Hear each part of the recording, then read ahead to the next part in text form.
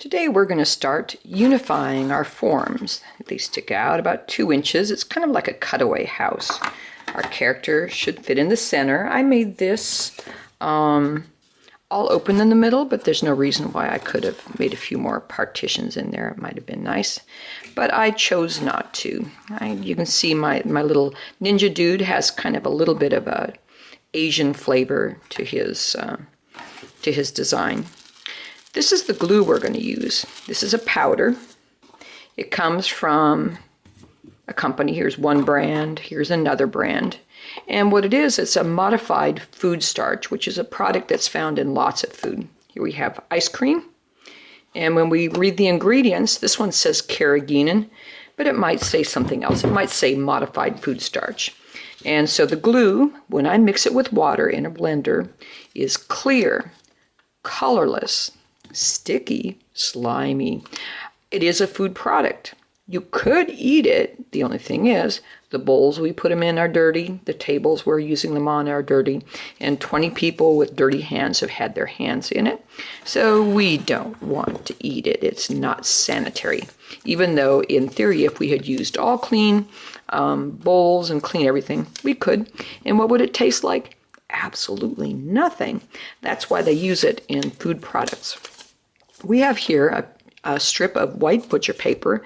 I'm going to put the top part of this in there. So now the very tips of my finger and my thumb have a little bit of glue on them. I'm going to take my fingers like this. I'm going to squeegee down. These 3 fingers are completely clean. This finger has some glue on it, because remember I squeegeed it, and this has some glue on it, so I scrape that off. So now I have a strip that is uniformly wet. There are no drips, there's nothing coming down, but this is way, and I did get some drips there when I did that. We want to get all the drips to go back in there. This is way too big for what I want to do for this to get unified. So what I'm going to do is I'm going to put a piece this way and this way. You'll notice this one piece is going to go a long way, and I want to push it on because I want it smooth. It's good if you make it go lots of different directions. It's also good if you work in one little area and keep going until you finish. That one's stuck up, so I'm going to smooth that on.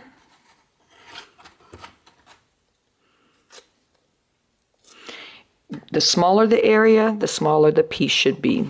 I'm still using the very first piece that I created.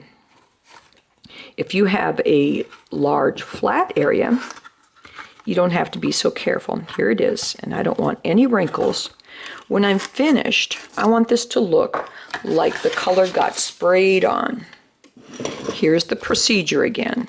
Here's my 2 fingers of my strong hand, and I push it in.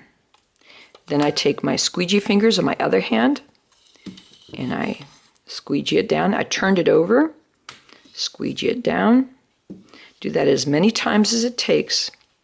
And now that has some of that glue in my hand, and I scrape that off. I call it dip, scrape, scrape. I'm going to show you one more time. Dip it in, squeegee it down, spreading it, scrape it off.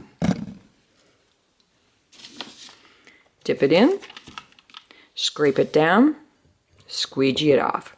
Okay, so what does that look like on my hands? On this hand, only 3 fingers have glue on them. Only 3. I have not put glue anywhere except those 3 fingers.